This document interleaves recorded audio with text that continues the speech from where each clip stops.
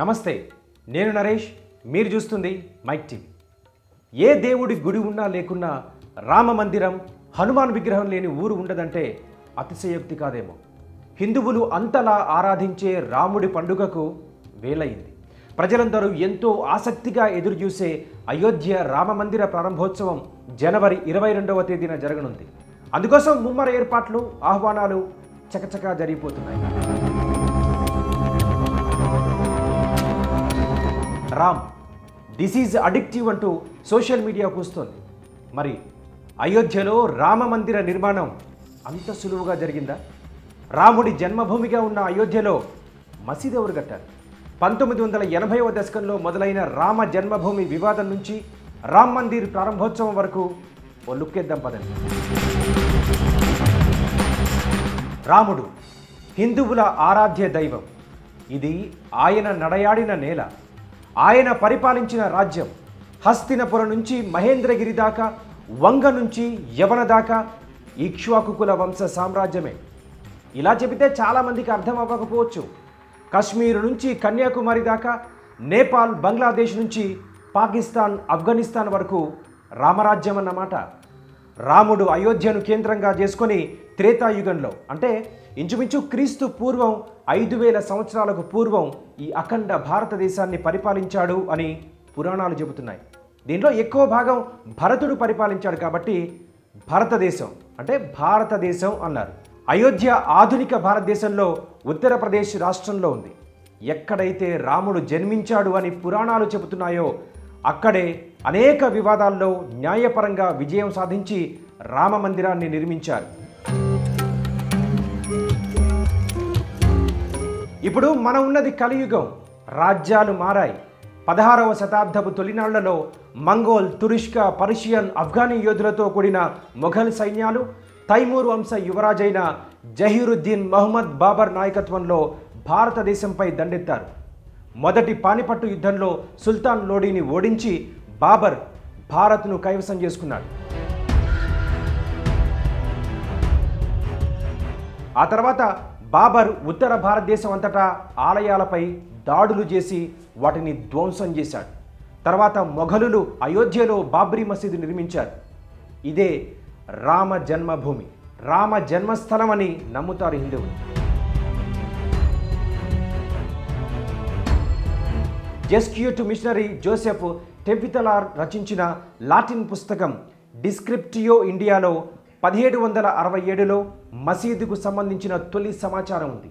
అతని ప్రకారం అయోధ్యలోని రాముడి కోటగా భావించే రామ్ కోట్ ఆలయాన్ని, రామ జన్మస్థలం ఉన్న బేడీని ధ్వంసం చేసి మసీదు నిర్మించినట్టుగా చెప్పారు. ఇదిలా ఉంటే మొదటిసారి 1853లో మతపరమైన హింస చెలరేగింది.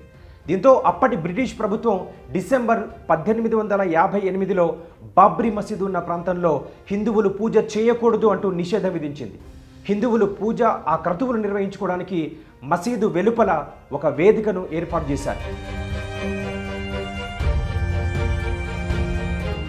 దేశానికి స్వాతంత్ర్యం వచ్చిన తర్వాత సాధువులు అయోధ్యలో 1949 డిసెంబర్ రాత్రి ఈ వివాదాస్పద ఆలయ స్థలంలోని సెంట్రల్ హాల్లో రామ్లల్లా మూర్తిని ప్రతిష్ఠించారు. అప్పటికే వివాదం కొనసాగుతోంది. 1980వ దశకంలో హిందూ జాతీయవాద కుటుంబమైన సంఘ్ పరివార్కు చెందిన విశ్వ హిందూ పరిషత్ ఈ స్థలాన్ని తిరిగి స్వాధీనం చేసుకోవడానికి, ఇక్కడ రామ మందిరాన్ని నిర్మించాలి అనే డిమాండ్తో కొత్త ఉద్యమం ప్రారంభించింది. జై శ్రీరామ్ పేరుతో నిధులు, ఇటుకలు సేకరించడం ప్రారంభించింది. తర్వాత ప్రధానమంత్రి రాజీవ్ గాంధీ నేతృత్వంలోని ప్రభుత్వం శిలాన్యాస్ అంటే శంకుస్థాపన కార్యక్రమం చేసుకోవడానికి విహెచ్పికి అనుమతిచ్చింది. అప్పటి హోంమంత్రి బూటా సింగ్ అధికారికంగా విహెచ్పి నాయకుడు అశోక్ సింఘాలకు అనుమతిని తెలియజేశారు. పెద్ద ఎత్తున విరాళాలు, ఇటుకలు సేకరించిన అనంతరం మొదట వివాదాస్పద స్థలం బయట శంకుస్థాపన నిర్వహిస్తామని అనుకున్నప్పటికీ అలా జరగలేదు. 1989 నవంబర్ 9న విశ్వ హిందూ పరిషత్ నాయకులు, సాధువుల బృందం ఈ వివాదాస్పద భూమికి ఆనుకొని 7 అడుగుల గుంత తవ్వి పునాది రాయి వేశారు. గర్భగుడి ప్రధాన ద్వారం అక్కడ నిర్మించారు. ఈ వివాదాస్పద మసీదుకు ఆనుకొని ఉన్న స్థలంలో విహెచ్పి ఆలయానికి పునాదులు వేసింది. 1992 డిసెంబర్ 6న కరసేవకులుగా పిలువబడే విశ్వ హిందూ పరిషత్, భారతీయ జనతా పార్టీకి చెందిన 150,000 మంది వాలంటీర్లతో అతిపెద్ద ర్యాలీ నిర్వహించింది. ఈ ర్యాలీ హింసాత్మకంగా మారింది. పెద్ద ఎత్తున తరలివచ్చిన కరసేవకులు భద్రతా దళాలను అధిగమించి మసీదును కూల్చేశారు. మసీదు కూల్చివేత ఫలితంగా భారతదేశంలోని హిందూ ముస్లిం కమ్యూనిటీల మధ్య అనేక నెలల పాటు మతపరమైన హింస చెలరేగింది. ముంబైలో దాదాపు 2,000 మంది మరణించారు. మసీదు కూల్చివేసిన ఒకరోజు తర్వాత అంటే 7 డిసెంబర్ 1992న పాకిస్తాన్ అంతటా 30కి పైగా హిందూ దేవాలయాలపై దాడి జరిగిందని, కొన్నింటికి నిప్పంటించారని, ఒకదాన్ని కూల్చేశారని న్యూయార్క్ టైమ్స్ ప్రచురించింది. అలాగే బంగ్లాదేశ్లోని కొన్ని హిందూ దేవాలయాలపై కూడా దాడులు జరిగినట్లుగా వార్తలు వచ్చాయి. ఇప్పుడే అసలు ఆట మొదలైంది. మసీదుని తిరిగి పునరుద్ధరిస్తామని అప్పటి ప్రధానమంత్రి పివి నరసింహారావు ప్రకటించారు. ఈ ఘటనపై దర్యాప్తుకు డిసెంబర్ 16న ఎంఎస్ లిబర్హాన్ నేతృత్వంలోని విచారణ కమిషన్ ఏర్పాటు చేశారు. దోపిడీ, గాయపరచడం, ప్రార్థనా స్థలాన్ని ధ్వంసం చేయడం, మత విద్వేషాలు రెచ్చగొట్టడం ఇలాంటి ఆరోపణలతో కరసేవకులపై కేసు పెట్టి మొదటి ఎఫ్ఐఆర్ 197/1992 చేశారు.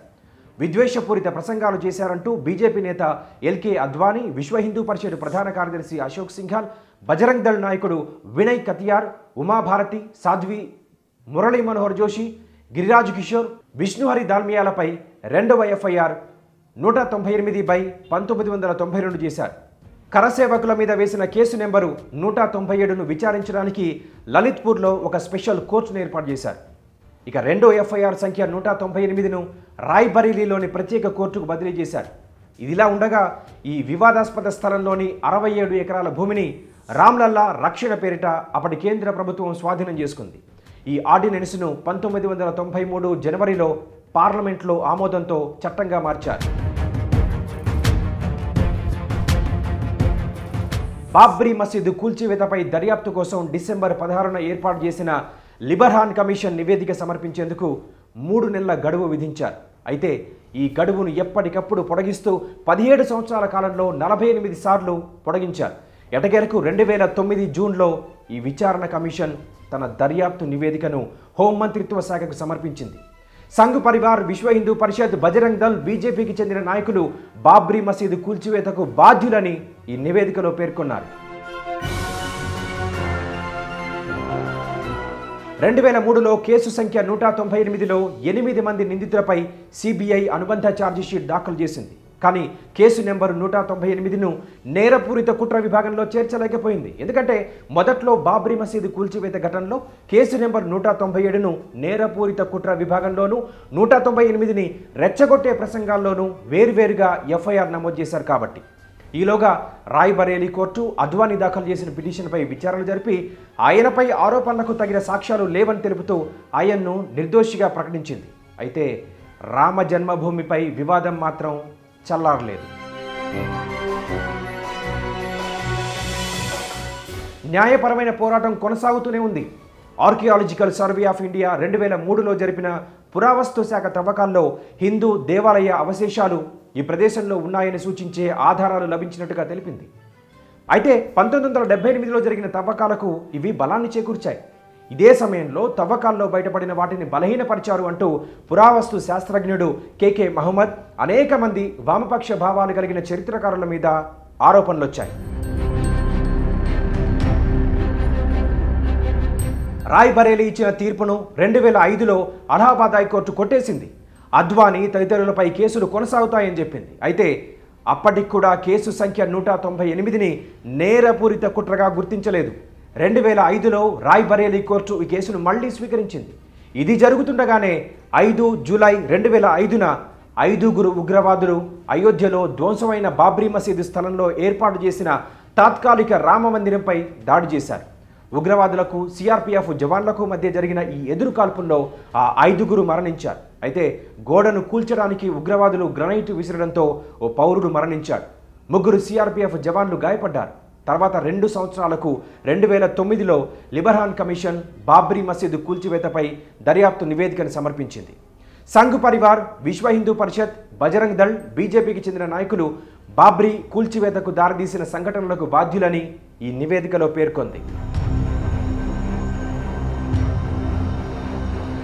2010 సెప్టెంబర్ 30న అయోధ్య వివాదాస్పద స్థలాన్ని రామ జన్మభూమిగా ప్రకటిస్తూ అలహాబాద్ హైకోర్టు చారిత్రక తీర్పిచ్చింది. అయోధ్యలో వివాదాస్పద 3 ఎకరాల 33 గంటల స్థలాన్ని 3 భాగాలుగా చేసి హిందువులకు, ముస్లింలకు పంచుతూ హైకోర్టు తీర్పునిచ్చింది. దీంట్లోనే అసలు చిక్కుంది. ఈ తీర్పును హిందూ ముస్లిం సంఘాలు వ్యతిరేకించాయి. భూమి పూర్తిగా మాకే ఇవ్వండి అంటూ హిందూ సంఘాలు, లేదు మాకే ఇవ్వండి అంటూ ముస్లిం సంఘాలు కోర్టుకు విన్నవించాయి. ఈ తీర్పు నచ్చని హిందూ ముస్లిం సంఘాలు సుప్రీంకోర్టులో అప్పీల్ చేశాయి. 2011లో సుప్రీంకోర్టు అలహాబాద్ హైకోర్టు తీర్పుపై స్టే విధించింది. 2012లో 2 కేసులపై ఉమ్మడి విచారణ జరపాలన్న హైకోర్టు తీర్పుపై కూడా సుప్రీంకోర్టు స్టే విధించింది. 2015లో కేసు సంఖ్య 198ని క్రిమినల్ కేసుగా చూడాలంటూ సిబిఐ దాఖలు చేసిన పిటిషన్పై స్పందించాలని కోరుతూ ఎల్కే అద్వానీ, ఉమాభారతి, మురళీ మనోహర్ జోషి, కళ్యాణ్ సింగ్తో సహా ఆరోపణలు ఎదుర్కొంటున్న బీజేపీ సీనియర్ నాయకులందరికీ సుప్రీంకోర్టు నోటీసులు జారీ చేసింది. అలహాబాదు హైకోర్టు ఇచ్చిన తీర్పును సుప్రీంకోర్టు రద్దు చేస్తూ 2017లో ఆరోపణలను పునరుద్ధరించింది. 2 కేసుల విచారణలు ఒకేసారి జరపాలంటూ తీర్పునిచ్చింది. ఈ గందరగోళానికి ముగింపు పలికేందుకు అద్వానీతో సహా 20 మంది నిందితులపై మళ్లీ క్రిమినల్ కేసు నమోదు చేయమని ఆదేశాలు జారీ చేసింది. సుప్రీంకోర్టు ఆదేశాల్లో అన్నింటికంటే ముఖ్యమైనది 2 ఏళ్ల లోపు బాబ్రీ మసీదు కేసులో విచారణ పూర్తి చేయాలని గడువు విధించడం. 2019 ఏప్రిల్లో ఈ గడువు ముగిసింది. అయితే గడువును మరో 9 నెలలకు పొడిగించారు. కరోనా వైరస్ వ్యాప్తి నడుమ ఈ గడువును మరింత పొడిగించారు. రోజు విచారణ జరుపుతూ ఆగస్టు 31లోగా విచారణను పూర్తి చేయాలని సుప్రీంకోర్టు మరోసారి ఆదేశించింది. మళ్లీ మరో నెల రోజుల వ్యవధిస్తూ సెప్టెంబర్ 30న బాబ్రీ మసీదు కూల్చివేత కేసులపై తీర్పును వెల్లడించాలని సుప్రీంకోర్టు ఆదేశించింది. తీర్పు రోజున నిందితులందరూ హాజరు కావాలని నోటీసులు ఇచ్చింది. బాబ్రీ మసీదు కూల్చివేత కేసులో ఆరోపణలు ఎదుర్కొన్న నిందితులందరూ నిర్దోషులని సెప్టెంబర్ 30న సిబిఐ ప్రత్యేక న్యాయస్థానం ప్రకటించింది. కానీ వివాదాస్పద రామ జన్మభూమిపై ఇంకా సస్పెన్స్ వీడలేదు. సస్పెన్స్ వీడే సమయం ఆసన్నమైంది. 9 నవంబర్ 2019 యావత్ హిందూ వాహిని సుప్రీంకోర్టు తీర్పు కోసం ఎదురుచూసింది. అందరూ టీవీలకు అతుక్కుపోయారు. 5 సభ్యులతో కూడిన ధర్మాసనం తీర్పు చదవడం ప్రారంభించింది. ఈ స్థలమంతా హిందువులకే చెందుతుందని ప్రకటించింది. ప్రధాన న్యాయమూర్తి జస్టిస్ రంజన్ గొగోయ్ నేతృత్వంలోని 5 సభ్యుల ధర్మాసనం ఏకగ్రీవంగా ఈ తీర్పు ఇచ్చింది. ఈ తీర్పుతో యావత్ హిందువులు సంబరాలు అంబరాన్నంటాయి. పెద్ద ఎత్తున నినాదాలు చేశాయి హిందూ సంఘాలు. సుప్రీంకోర్టు చెప్పినట్టుగా ఈ 3 ఎకరాల 37 గుంటల స్థల నిర్వహణ, ఆలయ నిర్మాణ బాధ్యతలు చూడ్డానికి కేంద్ర ప్రభుత్వం ఆధ్వర్యంలో ట్రస్ట్ ఏర్పాటు చేసి ఆ భూమిని ట్రస్టుకే అప్పగించారు. ముస్లింల మసీదు కోసం వేరే చోట స్థలాన్ని కేటాయించారు. ఇక అయోధ్యలో రామ మందిర నిర్మాణానికి 2020 ఆగస్టు 5న ప్రధానమంత్రి నరేంద్ర మోదీ శంకుస్థాపన చేశారు. గర్భగుడి ప్రాంతంలో 40 కిలోల వెండి ఇటుకలను వేశారు. 3 అంతస్తుల్లో 5 మండపాలుగా నిర్మించబోతున్నట్టుగా ప్రకటించారు. దీనికోసం సుమారు 1800 కోట్లు ఖర్చవుతాయని ట్రస్ట్ సభ్యులు తెలిపారు. అహ్మదాబాద్కు చెందిన temple architects Sompur family Ayodhya రామమందిర నిర్మాణ బాధ్యతలను చేపట్టి విజయవంతంగా ఆలయ నిర్మాణం పూర్తి చేసింది. ఈ నెల 22న మధ్యాహ్నం 12:20 రామ్లల్లా విగ్రహానికి ప్రాణప్రతిష్ఠ చేయనున్నారని శ్రీరామ జన్మభూమి తీర్థ క్షేత్ర ట్రస్ట్ జనరల్ సెక్రటరీ చంపతరాయ్ తెలిపారు. ఇంతకీ రామ్లల్లా అంటే ఏంటో తెలుసుగా? బాలరాముడు అని అర్థం. అయోధ్య రామ మందిరంలో మూల విరాట్టు బాలరాముడు అన్నమాట. ఇది అయోధ్య రామ మందిర్ చరిత్ర.